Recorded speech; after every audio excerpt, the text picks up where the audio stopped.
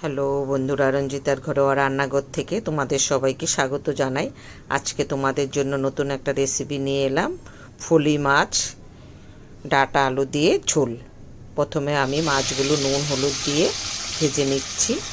তোমাদের কাছে ছোট্ট অনুরোধ থাকলে শুরু থেকে শেষ অবধি দেখো, আশা করি ভালো লাগবে।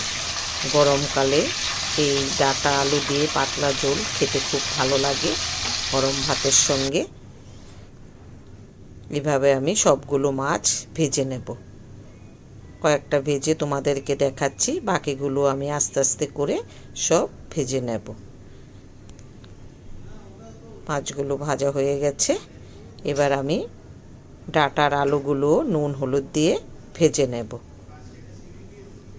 এখন গরমকাল, সত্যিই মাছের ঝোলটা খেতে খুব ভালো লাগে।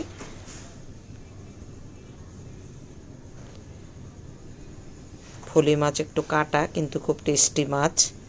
এবার কালো জিরে ফোড়ন দিয়ে দিলাম, দিয়ে ওটা একটু হালকা করে ভেজে নিচ্ছি। এবার পেঁয়াজ কুচি দিয়ে দিচ্ছি, এখানে দুটো পেঁয়াজ, ওটাও আমি লাল করে ভেজে নেব। এবার বাকি মশলাগুলো সব দিয়ে দিচ্ছি। জিরের গুঁড়ো 1.5 চামচ, ধনের গুঁড়ো 1 চামচ, লঙ্কার গুঁড়ো 1.5 চামচ, হলুদের গুঁড়ো 1.5 চামচ, নুন পরিমাণ মতো দিয়ে মশলাটা আমি ভালো করে কষে নেব। কয়েকটা কাঁচা লঙ্কা দিয়ে দিচ্ছি।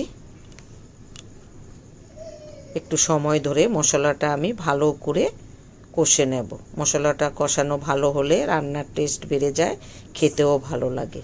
এবার আমি গরম জল দিয়ে দিচ্ছি।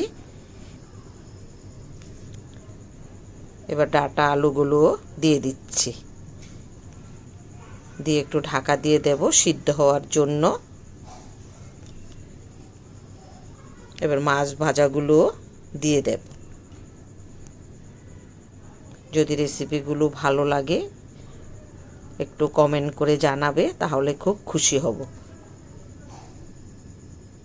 আবারও ঢাকা দিয়ে দিচ্ছি মাছগুলো সিদ্ধ হওয়ার জন্য।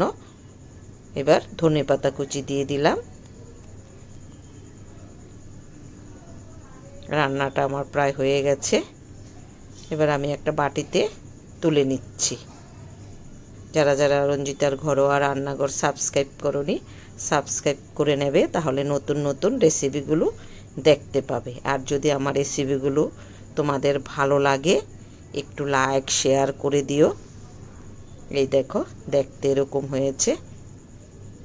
গরম ভাতের সঙ্গে সত্যি এই মাছের ঝোলটা খেতে খুব ভালো লাগে। সবাই ভালো থেকো, সুস্থ থেকো, পাশে থেকো।